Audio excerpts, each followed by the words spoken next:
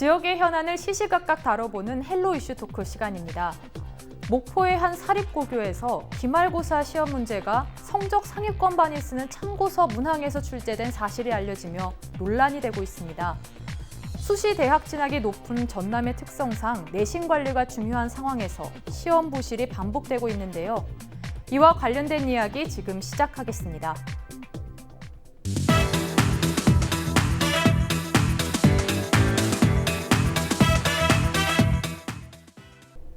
네, 목포 사립고등학교에서 심화반 학생들이 보고 있는 문제집에서 기말고사가 출제되면서 논란이 되고 있습니다. 이 부분에 대해서 좀 자세히 설명해 주시죠.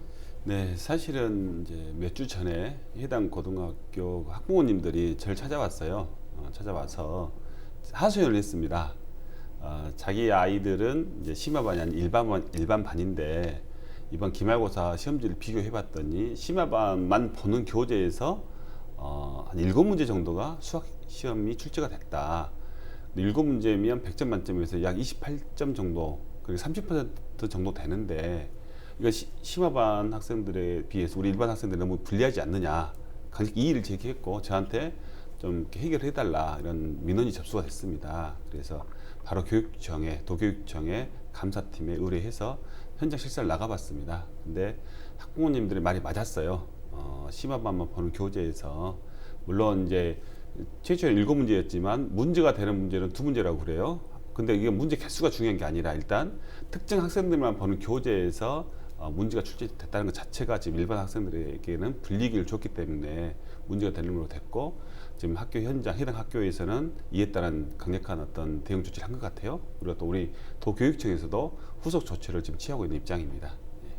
네, 그러면 그 교재를 심화반만 봤다는 건데 그럼 일반고 학생들은 그런 접할 수가 없었던 겁니까? 그렇죠. 그 부분에 대해서 우리 학생들이나 학부모들이 지금 원성이 높은 겁니다. 그러니까 요즘 그 일반고에 가보면 그 수준별로 나눠서 수업을 한 경우가 꽤 많습니다. 물론 반과 후예요. 그러면 수준이 서로 다르기 때문에 그 사용하는 교재도 다를 거 아닙니까? 심화반은 좀 난이도 높은 교재, 일반반은 좀 쉬운 교재를 했을 겁니다. 그러면 그 시험 출제할 때 아마 선생님들은 그런 것 같아요. 심화반 학생들이 보는 교재에서도 몇 문제를 내고 또 일반 반에서도 보는 교재를 몇 문제 냈으면 좀 좋았을 건데, 이제 그 중에서 총 21문제 문제 중에서 심화반 학생들이 풀었던 난이도가 높은 문제를 이렇게 출제를 해버렸어요. 이제 아마 선생님이 그 시험 출제 기준을 좀 명확히 인식하지 못하고 하는 일종의 실수였지 않나 이렇게 생각합니다. 네, 좀 원성이 나올 만한 상황이었던 것 같긴 합니다. 네, 이렇다 보면은 이제 뭐 심화반, 일반반 이렇게 나누다 보면은 애꿎은 학생들만 피해를 입는 건 아닙니까? 네, 그 수준별 그 등급을 나눠서 지금 이제 교육을 하고 있는데, 이렇게 되다 보면 이제 특히 내신 같은 경우에 상위권 학생들과 이제 그 전체 하위권 학생들 간에 이제 문제가 되겠죠. 아무래도 뭐 나이도 높은 문제를 뭐 하위권에 있는 학생들이 뭐 잘 풀어낼 수 있는 경우도 적고, 또 그렇기 때문에 또 그러다 보면 이제 상위권 학생들의 좀 성적이 더욱더 이제 그 도드라지고 편중화되는 현상이 일어나는데, 특히 이제 뭐 문제가 되는 것은 뭐 그 상위권 학생들끼리의 뭐 순위 경쟁이라면 상관이 없습니다만은, 예를 들어서 뭐 얼마 전에 그 광주의 뭐 사립학교에서도 이제 문제가 됐다시피 그 뭐 물리2 같은 과목 같은 경우에는 이제 뭐 선택 과목임에도 불구하고 전체 학생들에게 모두 다 수강을 시켜서 하게 한다면, 그 일반 학생들은 아무래도 물리2 같은 경우는 심화 과정이기 때문에 접근하기라든지 그걸 풀어내기가 힘들거든요. 그런데 이제 아무리 상위권 학생들은 물리2를 훨씬 더 잘하고, 또 학교별로 좋은 대학에서는 아무래도 이과에서 요구하는 경우들이 많기 때문에 물리2 같은 경우 특정 과목을 좀 집중해서 듣는 경우도 있는데, 이것을 일반 학생들까지도 그걸 확대를 시켜버린다면 실제로는 그 상위권에 있는 학생들에 대한 내신 몰아주기밖에는 안 되는 거거든요. 그렇기 때문에 이러한 부분에 있어서 일반 학생들이 정말 그 성적에 오히려 피해를 입어버리는 경우가 되죠. 뭐 피해가 없다면야 일반 학생들이 어떤 이의를 제기하겠습니까? 그렇지만은 지금 같은 상황에서는 상당히 그 상위권 학생들만을 위한 내신이 돼버리지 않는지 참 우려가 깊습니다. 네, 현 교육의 문제점에 대해서 좀 꼽아주셨는데요. 네네. 네, 그렇다면 이 사건이 발생 후 아까 조치가 좀 취해졌다고 하는데 어떤 조치들이 취해졌는지 좀 더 구체적으로 말씀해 주시겠습니까? 먼저 우리 설 변호사님의 첨언을 하자면, 이게 굉장히 난이도가 높습니다. 높으면은 상위권의 아이들은 그 문제를 풀어봤기 때문에 점수 높게 나올 것이고, 하위권 학생들은 점수 낮게 나오면, 이 평균 점수는 굉장히 낮은데 상위권 학생들은 점수 높게 나오면 이게 표준 편차라 해가지고 이 상위권 학생들이 정말 더 어려운 문제를 잘 풀었구나라고 인식을 일부적으로 보여줄 수가 있어요. 이런 점도 노는 것 같은데요. 그래서 문제가 되는 것입니다. 그래서 우리 교육청에서는 일단은 이제 특별 감사를 실시해가지고 이제 문제점 발견하고 해당 학교 또 학교장 또 해당 교사에 대한 징계를 요구를 할 겁니다. 요구하고 해당 학교에서는 바로 그 문제가 된 이후에 바로 심화반을 이제 내년부터 폐지하겠다 발표를 했습니다. 그리고 해당 선생님에 대해서는 아무리 실수였지만 잘못을 했기 때문에 그 해당 학년에 대한 수업에서 배제하고 담임을 배제하는 걸로 알고 있고요. 아마 자체 징계가 내려질 겁니다. 물론 징계가 내려졌다고 해서 이게 다 해결될 문제는 아니지만 그래도 학교와 교육청이 발빠른 조치를 취했고요. 또 이제 그 최근에 학교 운영위원회에서는 학부모님들께 정식으로 사과하는 걸로 이렇게 알고 있습니다. 네, 학교와 교육청의 발빠른 조치가 이루어졌다고 말씀해 주셨는데, 그렇다면 시험 문제를 낼 때 교사 한 명만 내는 게 아니라 같이 공동으로 내지 않습니까? 근데 교사 한 명만 또 처벌을 받는 건 또 이유가 있을까요? 일단 그 법적인 문제는 그 문제가 된 문제를 출제한 교사에게 징계가 내려지기 때문에 해당 교사와 또 이제 물론 해당 학교장은 총 책임자이지 않습니까? 해당 학교장 그리고 학교 자체에 대한 이런 징계안이 내려질 겁니다. 그런데 문제는 사립학교지 않습니까? 우리 간혹 보면 학사비의 대부분이 공립학교보다는 사립학교가 많이 연루된 뉴스를 많이 들었을 겁니다. 광주의 모 고등학교 사립학교고 지난해 목포에서도 사립학교였고 이유가 있는 것 같아요. 공립학교 같은 경우는 해당 선생님들께서 그 자체 규칙을 잘 준수하십니다. 왜냐하면 인사상의 불이익을 받게 되면 승진이라든지 어떤 신분상의 문제가 생기기 때문에 잘 지키는데요. 사립학교 법에 사립학교 교원에 대한 징계는 해당 법인에게 권한이 있습니다. 그러니까 이번 사건도 마찬가지로 우리 교육청에서 해당 학교의 징계를 요구하지만 이것은 요구입니다. 우리 교육청에서 요구한 대로 해당 법인에서 따를 수도 있고 따르지 않을 수도 있습니다. 그러니까 따르지 않는다고 해서 교육청에서 따로 제재할 수 있는 방법이 많지가 않습니다. 그렇기 때문에 그 사립학교에서 가끔 이러한 불미스러운 일이 발생되지 않는다 이렇게 생각합니다. 네, 이제 사립학교의 문제점인 것 같은데요.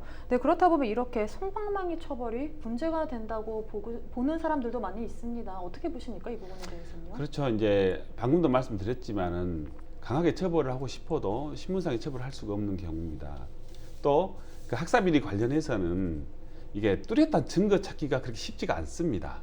최근 작년에 그 전국적인 난리가 났던 숙명여고 사태 있지 않습니까? 지금 그 사건도 우리 변호사님 잘 아시겠지만 지금도 소송 중에 있는 걸로 알고 있고요. 그때 유출의 당사자로 지목됐던 그 선생님이나 자녀들도 지금도 난 그렇지 않았다라고 이렇게 부인하고 있는 그런 상황입니다. 그리고 이번 사건도 마찬가지고요. 그러니까 뚜렷한 증거를 찾을 수 없기 때문에 강력한 검찰 고발을 통해서 형사처벌을 할 수 있는 경우가 그렇게 많지 않다는 거 이렇게 말씀드리고요. 또 이제 그 교육청에서도 정말 이 문제가 된 사립학교를 제재를 하고 싶은데 아까 그 신문상에 제재를 할 수 없지 않습니까? 그러면 두 번째 안이 이제 경제적인 지원을 끊는 거다 이겁니다. 그러니까 사립학교든 공립학교든 대부분 이제는 그 저희 세금으로 다 운영이 됩니다. 그러면 학교 시설이라든지 학교 교육 과정의 프로그램비라든지 이런 예산 지원을 다 해주고 있는데 문제가 된 사립학교 이걸 끊자라고 주장하는 분도 계십니다. 그런데 문제는 만약에 경제적인 지원을 끊게 되면 그 해당 사립학교에 원하지 않았던 학생들이 많이 진학을 했어요. 이미 배정될 수 있기 때문에 이런 학생들이 또 학생들에게 피해가 가지 않습니까? 그래서 그 부분도 쉽지가 않다. 그래서 마지막으로 최근에 저희 교육감이나 우리 교육위원회에서 강력히 요구했던 게 그러면 경제적인 지원을 하되 그 해당 사립학교는 학급 수를 감축하자. 그러니까 학생 수를 감축시키는 거죠. 이 방안을 지금 실시하자라고 이렇게 의견이 모아진 상태입니다. 예. 네, 교육청에서도 끊임없이 노력을 하고 해결 방안을 찾고 있는 상황인 것 같은데요. 네. 네, 그렇다면 이렇게 처벌이 약한 거 아니냐, 이런 걸로 인해서 사립학교에서 이런 문제들이 계속 제기되는 거 아니냐, 네, 이야기가 나오고 있는데요. 이 부분에 대해서는 어떻게 보십니까? 네, 뭐 작년에 그 가장 대표적인 이 사립학교의 뭐 시험지 유출과 관련된 사건이 이제 뭐 실명으로 밝혀도 되겠지만 이제 숙명여고 사태가 이제 가장 큰 대표적인 사건이고 뭐 아까도 의원님께서 말씀해 주셨지만은 현재도 지금 2심 재판 과정에 있습니다. 뭐 어저께도 뭐 관련 기사들이 난 것도 봤고요.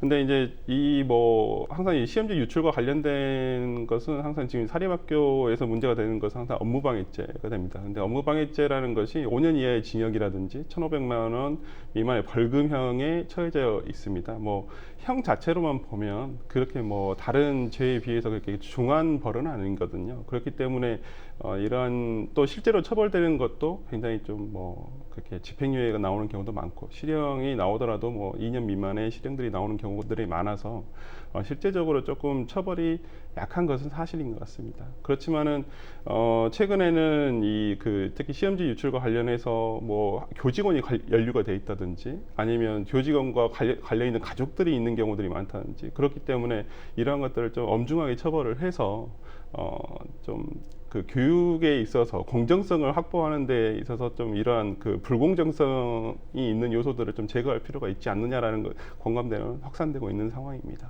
네, 그렇다면 변호사님께서 보시기에 어떤 부분이 법적으로 좀 강하게 보완이 되거나 조치가 취해져야 된다고 보십니까? 네, 그 일단은 뭐 지금 현재 있는 형법상으로 뭐 규제를 가하는 것도 뭐 그 하나의 방법이고 뭐 지금도 시행되고 있습니다만은 그 이제 좀 예산과 관련된 부분들이 좀 도입돼야 되지 않느냐라는 생각이 듭니다. 특히나 이제 뭐 교육청에서도 관련 거 아까 의원님께서 말씀하신 예산 감축이라든지 이런 거에 대해서 상당히 노력을 하고 있습니다. 그렇지만은 고등학교까지는 저희가 지금 뭐 공교육으로서 무상교육을 원칙으로 지금 돌아가고 있지 않습니까?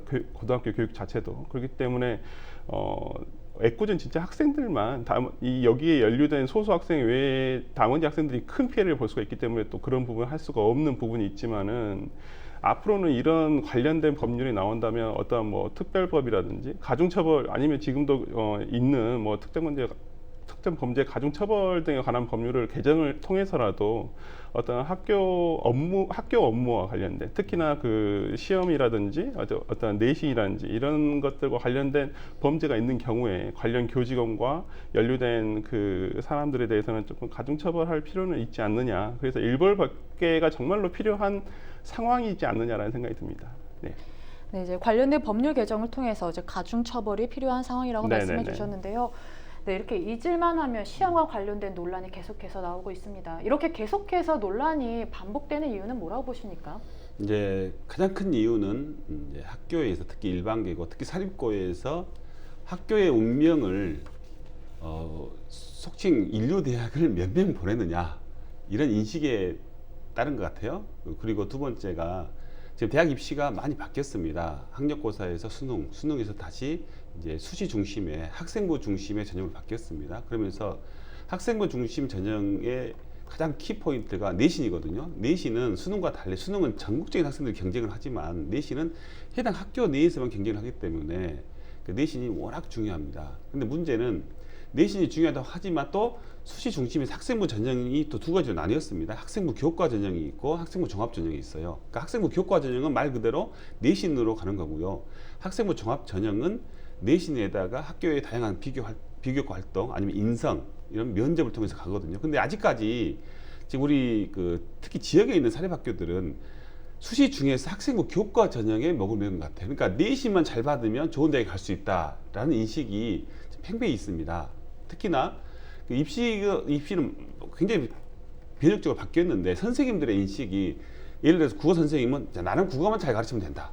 영어 선생님은 영어만 잘 가르치면 된다. 이렇게 박혀 있어요. 그러니까 본인들은 시험을 통해서 학생들에게 더 나은 점수를 주려고 하는데 사실 내신만 높다고 해서 원하는 대에 가는 건 아니거든요. 그래서 저는 이 해당 학교에 특히 일반계 고등학교에 입시를 담당하는 선생님들이 정확한 대학 입시에 대한 이해가 있어야 되고 또 학부모나 학생들도 이해가 있어야 된다. 그러니까 내신이 좀 낮더라도 학교 생활을 열심히 하면 자기가 원하는 상급학교 갈 수 충분히 있습니다. 이 부분에 더 우리가 또 초점을 맞춰서 입시 지도를 해야 되지 않을까 생각합니다. 네, 내신만 잘 받으면 좋은 대학을 간다는 이런 교사들의 인식부터 좀 바뀌어야 할 것 같은데요. 네, 이런 부분에 대해서 이유라고 짚어주셨는데 변호사께서 보시기에는 이렇게 논란이 계속된 이유는 뭐라고 보십니까? 네, 뭐 크게 보면은 이러한 문제들이 계속 불거지는 이유는 뭐 수시 확대가 되면서 일단 내신이 워낙 거기 목을 매는 상황이 되다 보니까 발생을 합니다만은 이러한 것을 학교라든지 학교에서도 알고 있을 수도 있고 또 그냥 교육청에서도 물론 잘 알고 있을 거라 생각합니다. 그런 면에서는 이러한 그 학교에서 내신을 관리하는 거에 대해서 좀 엄격하고 좀 세밀하게 대비를 하고 좀 관리를 해야 되는 것은 아닌가라는 생각이 듭니다. 네, 이제 지역의 문제라기보단 대한민국 입시 제도의 문제라고 보시고 또 내신 관리를 위해서 좀 세밀하고 엄격하게 봐야 한다고 말씀해 주셨는데요. 네, 그렇다면 이제 전체적인 학교 시험 관리에 대해서 점검이 좀 필요할 것 같은데요. 이 부분에 대해서는 어떻게 보십니까? 네, 현재 고등학교 아까도 의원님께서 말씀해 주셨습니다만 내신은 학교 내에서의 경쟁 상태입니다. 그렇기 때문에 학교에서 치러지는 시험이라든지 어떤 뭐 다른 뭐 교과 외 활동에 대해서도 뭐 있습니다만은 현재 내신을 이게 시험 출제 학교 시험 출제와 관련해 가지고 관리가 그렇게 잘 되고 있는 상황은 아닌 것 같습니다. 뭐 현재 뭐 목포의 사립학교뿐만 아니라 광주, 강릉 뭐 전국적으로 일어나고 있는 상황이거든요. 이것이 과거에는 뭐 개인의 일탈적인 문제로 뭐 시험지를 유출했다든지 시험 문제를 이렇게 뭐 절도를 통해서 아는 경우들은 간혹 있었습니다만은 최근에는 어찌 보면 학교에서 구조적으로 이것을 내신을 조작하는 상황이 아닌가라는 생각이 좀 들거든요.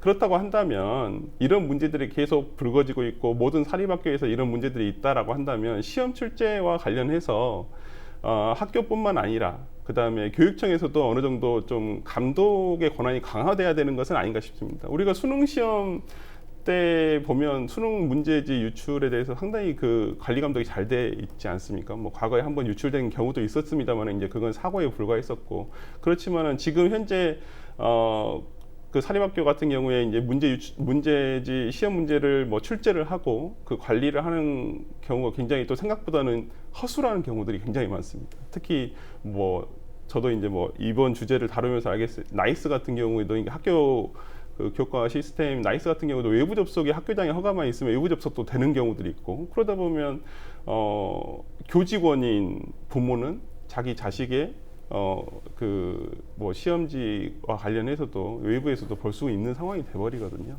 그렇기 때문에 이러한 문제들을 좀 관리 감독이 철저하게 좀 지켜져야 되지 않을까. 근데 이것을 단순히 사람이 하겠다라고 하는 것은 조금 불가능한 게, 그거 제가 봤을 때는 좀 시스템적으로 이것이 갖춰져야 되지 않은가라는 생각이 들고, 가능하다면 뭐 도라든지 뭐 지역별로 좀 그룹을 지어서 학교 시험 문제를 조금 공유하거나 아니면 공동 출제를 통해서 어떤 공정성의 시비가 없는 좀 그런 그 출제가 됐었으면 하는 것이 또 개인적인 바람입니다.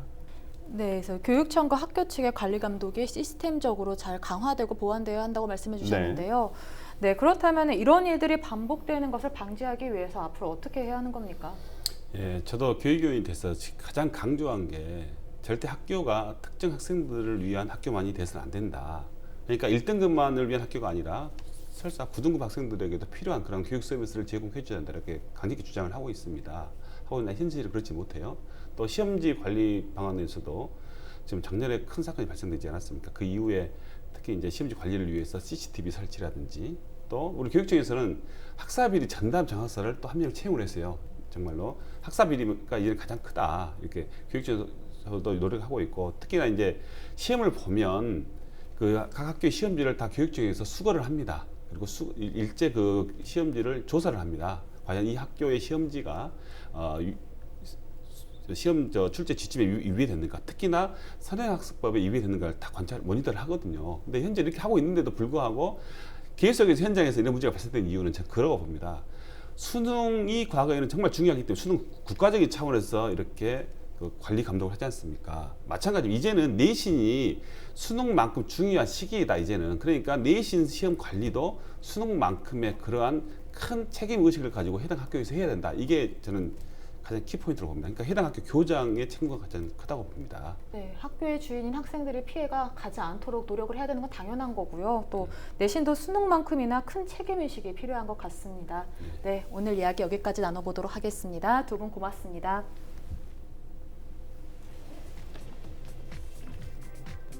끊이지 않는 고교 내신관리 부실로 피해는 애꿎은 학생들만 받고 있습니다. 공정과 투명성을 통해 신뢰 회복이 이뤄지길 바랍니다. 지금까지 헬로 이슈 토크였습니다.